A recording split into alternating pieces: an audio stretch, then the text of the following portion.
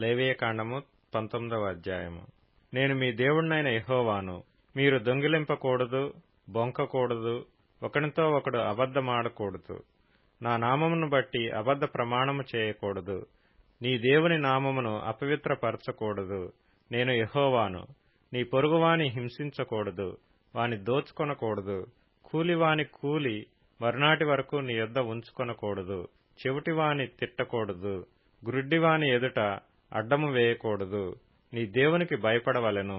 నేను యెహోవాను. అన్యాయపు తీర్పు తీర్చకూడదు. బీదవాడని పక్షపాతము చేయకూడదు. గొప్పవాడని అభిమానము చూపకూడదు. న్యాయమును బట్టి నీ పొరుగువానికి తీర్పు తీర్చవలెను. నీ ప్రజలలో కొండెములాడుచు ఇంటింటికి తిరగకూడదు. నీ సహోదరునికి ప్రాణహాని చేయ చూడకూడదు. నేను యెహోవాను. నీ హృదయంలో నీ సహోదరుని మీద పగ పట్టకూడదు. నీ పొరుగువాని పాపము నీ మీదికి రాకుండునట్లు నీవు తప్పక వానిని గద్దింపవలెను. కీడుకు ప్రతి కీడు చేయకూడదు. నీ ప్రజల మీద కోపముంచుకొనక నిన్నువలే నీ పొరుగువానిని ప్రేమింపవలెను. నేను యెహోవాను. మీరు నా కట్టడలను ఆచరింపవలెను. నీ జంతువులను ఇతర జాతి జంతువులను కలయనీయకూడదు. నీ పొలములో వేరువేరు జాతుల విత్తనములు చల్లకూడదు. బొచ్చును నారయు కలిసిన బట్ట వేసుకొనకూడదు. ఒకనికి ప్రదానము చేయబడిన దాసి వెల ఇచ్చి విమోచింపబడకుండగానేమి, ఊరక విడిపింపబడకుండగానేమి ఒకడు దానితో శయనించి వీర్యస్ఖలనము చేసిన ఎడల వారిని శిక్షింపవలెను. అది విడిపింపబడలేదు గనుక వారికి మరణశిక్ష విధింపకూడదు. అతడు అపరాధ పరిహారార్థ బలిని అనగా అపరాధ పరిహారార్థ బలియగు పొట్టేలును ప్రత్యక్షపు గుడారము యొక్క ద్వారమునకు యెహోవా సన్నిధికి తీసుకుని రావలెను. అప్పుడు యాజకుడు అతడు చేసిన పాపమును బట్టి పాప పరిహారార్థ బలియగు పొట్టేలు వలన యెహోవా సన్నిధిని అతని నిమిత్తము ప్రాయశ్చిత్తము చేయవలెను.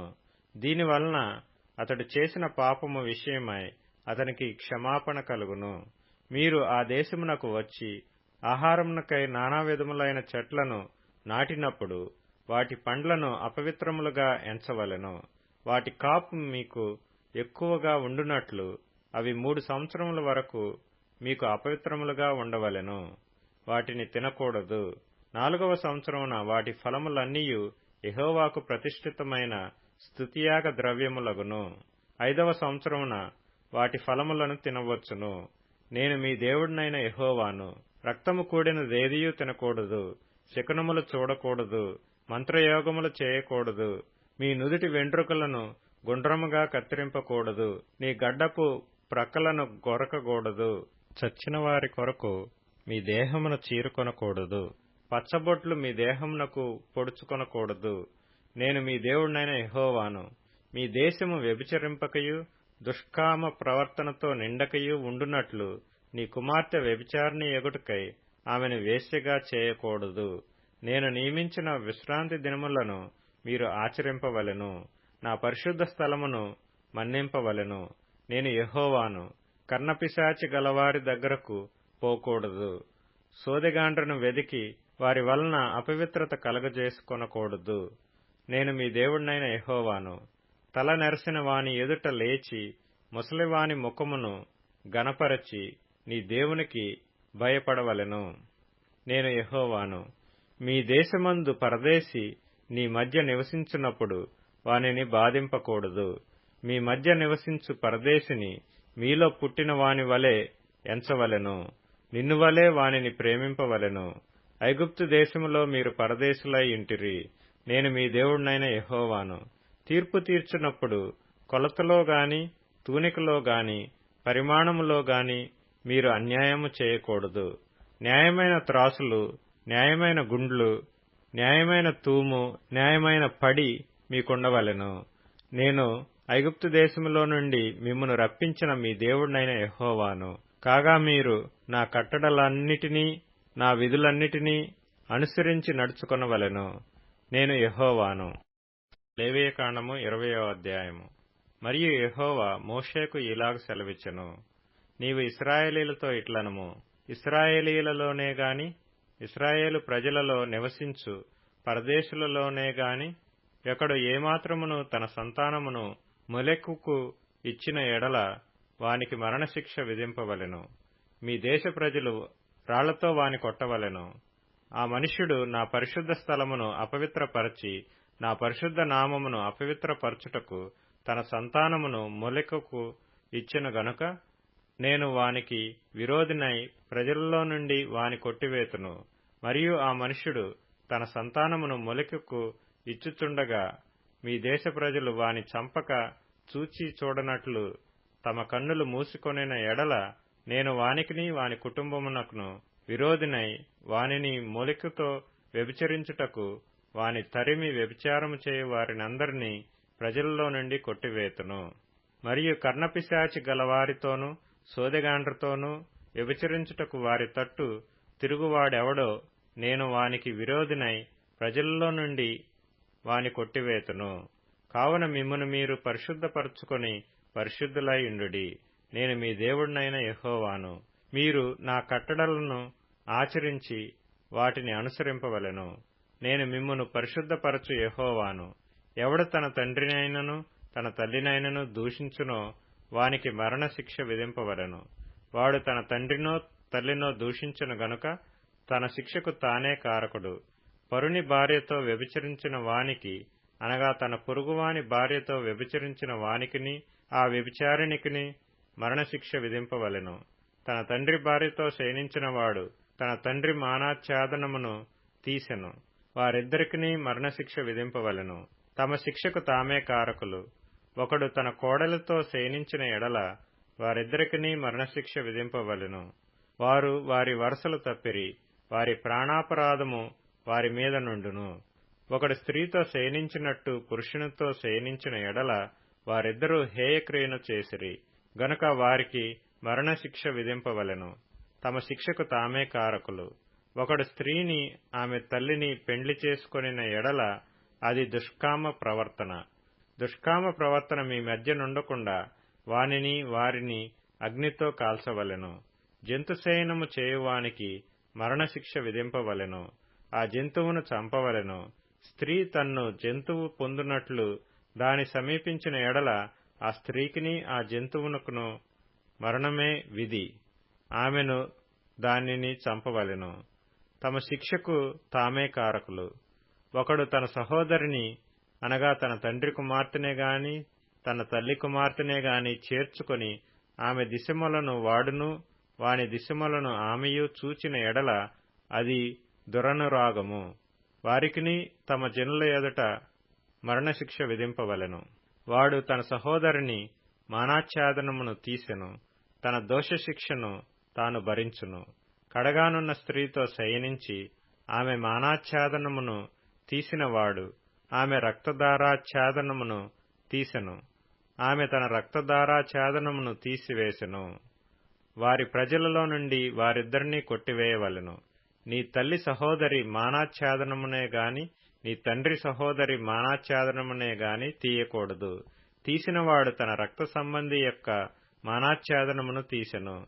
వారు తమ దోషశిక్షను భరించెదరు. పినతల్లితోనే గాని పెత్తల్లితోనే గాని శయనించిన వాడు తన తల్లిదండ్రుల సహోదరుల మానాచ్ఛాదనమును తీసెను. వారు తమ పాపశిక్షను భరించెదరు. సంతానహీనులై మరణమగుదురు.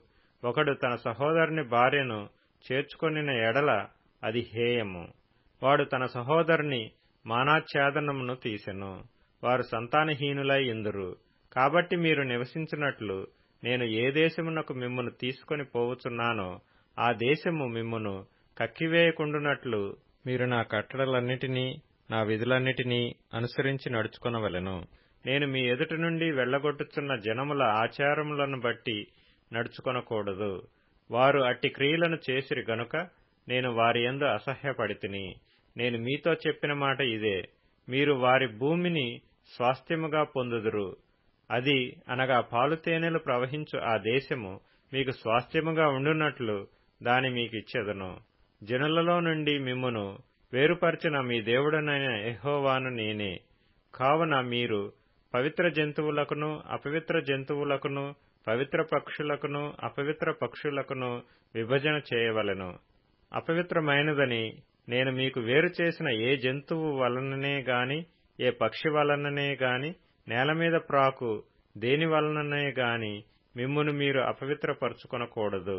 మీరు నాకు పరిశుద్ధులై ఉండవలెను. యెహోవా అను నేను పరిశుద్ధుడను. మీరు నావారై ఇండునట్లు అన్ని జనులలో నుండి మిమ్మును వేరుపరిచితిని. పురుషుని యందేమి స్త్రీ యందేమి కర్ణపిశాచి అయినను సోదె అయినను ఉండిన ఎడల వారికి మరణశిక్ష విధింపవలెను. వారిని రాళ్లతో కొట్టవలెను. తమ శిక్షకు తామే కారకులు. కీర్తనల గ్రంథం 29వ కీర్తన. దైవపుత్రులారా, యెహోవాకు ఆరోపించుడి, ప్రభావ మహాత్మ్యములను యెహోవాకు ఆరోపించుడి. యెహోవా నామమునకు చెందవలసిన ప్రభావమును ఆయనకు ఆరోపించుడి. ప్రతిష్ఠితములగు ఆభరణములను ధరించుకుని ఆయన ఎదుట సాగిలపడుడి. యెహోవా స్వరము జలముల మీద వినబడుచున్నది. మహిమగల దేవుడు ఉరుము వలె గర్జించుచున్నాడు. మహాజలముల మీద యెహోవా సంచరించుచున్నాడు. యెహోవా స్వరము బలమైనది. యెహోవా స్వరము ప్రభావము గలది. యెహోవా స్వరము దేవదారు వృక్షములను విరుచును. యెహోవా లెబానోను దేవదారు వృక్షములను ముక్కలుగా విరుచును. దూడవలే అవి గంతులు వేయునట్లు ఆయన చేయును. లెబానోనును షిరియోనును గురుపోతు పిల్లవలే గంతులు వేయునట్లు ఆయన చేయును. సామెతల గ్రంథం 6వ అధ్యాయం. జారత్వము జరిగించువాడు కేవలము బుద్ధిశూన్యుడు. ఆ కార్యము చేయువాడు స్వనాశనమును కోరువాడే. వాడు దెబ్బలకును అవమానమునకును పాత్రుడగును.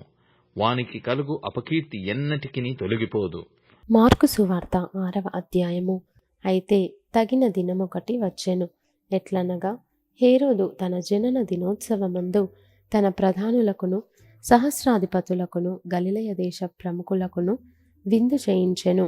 అప్పుడు హేరోదియ కుమార్తె లోపలికి వచ్చి నాట్యమాడి హేరోదును అతనితో కూడా పంక్తిని కూర్చున్న వారిని సంతోషపరచెను. గనుక రాజు, నీకిష్టమైనది ఏదైనను నన్ను అడుగుము, నేను నీకిచ్చేదనని ఆ చిన్నదానితో చెప్పెను. మరియు నీవు నా రాజ్యములో సగము మట్టుకు ఏమి అడిగినను నీకిచ్చేదనని అతడు ఆమెతో ఒట్టు పెట్టుకొనెను.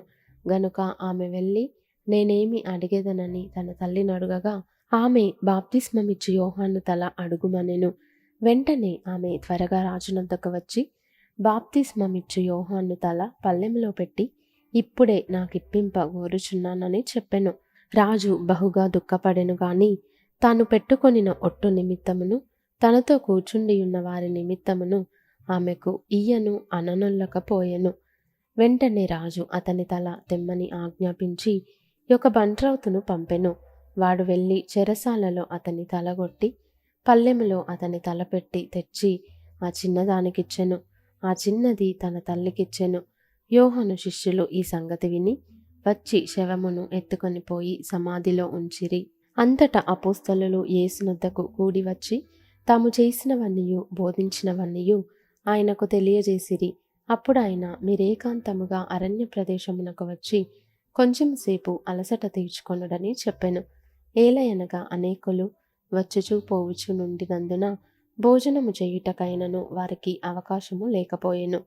కాగా వారి దోణి ఎక్కి అరణ్య ప్రదేశమునకు ఏకాంతముగా వెళ్ళిరి. వారు వెళ్ళుచుండగా జనులు చూచి అనేకులాయనను గుర్తెరిగి సకల పట్టణముల నుండి అక్కడికి కాలినడకను పరుగెత్తి వారికంటే ముందుగా వచ్చిరి. గనుక యేసు వచ్చి ఆ గొప్ప జనసమూహమును చూచి వారు కాపరి లేని గొర్రెల వలె ఉన్నందున వారి మీద కనికరపడి వారికి అనేక సంగతులను బోధింపసాగెను. చాలా ప్రొద్దుపోయిన తరువాత ఆయన శిష్యులు ఆయన యొద్దకు వచ్చి, ఇది అరణ్య ప్రదేశము, ఇప్పుడు చాలా ప్రొద్దుపోయినది. చుట్టుపట్ల ప్రదేశములకును గ్రామములకును వారు వెళ్ళి భోజనమునకేమైనను కొనుక్కొనుటకు వారిని పంపివేయుమని చెప్పిరి. అందుకైన మీరు వారికి భోజనము పెట్టుడనగా వారు, మేము వెళ్ళి 200 దేనారముల రొట్టెలు కొని వారికి పెట్టుదుమా అని ఆయనను అడిగిరి. అందుకైన, మీ యొద్ద ఎన్ని రొట్టెలున్నవి పోయి చూడుడని వారితో చెప్పెను. వారు చూచి తెలుసుకొని 5 రొట్టెలను 2 చేపలు నున్నవనిరి. అప్పుడాయన, పచ్చిక మీద అందరూ పంక్తులు పంక్తులుగా కూర్చుండవలెనని వారికి ఆజ్ఞాపింపగా వారు 100 మంది చొప్పునను 50 మంది చొప్పునను పంక్తులు తీరి కూర్చుండిరి. అంతటా ఆయన ఆ 5 రొట్టెలను 2 చేపలను పట్టుకొని ఆకాశం వైపు కన్నులెత్తి ఆశీర్వదించి ఆ రొట్టెలు విరిచి వారికి వడ్డించుటకు తన శిష్యులకిచ్చి ఆ 2 చేపలను అందరికీ పంచిపెట్టెను. వారందరూ తిని తృప్తి పొందిన తరువాత మిగిలిన చేపలను రొట్టె ముక్కలను 12 గంపెళ్ళు ఎత్తిరి. ఆ రొట్టెలు తినిన వారు 5,000 మంది పురుషులు.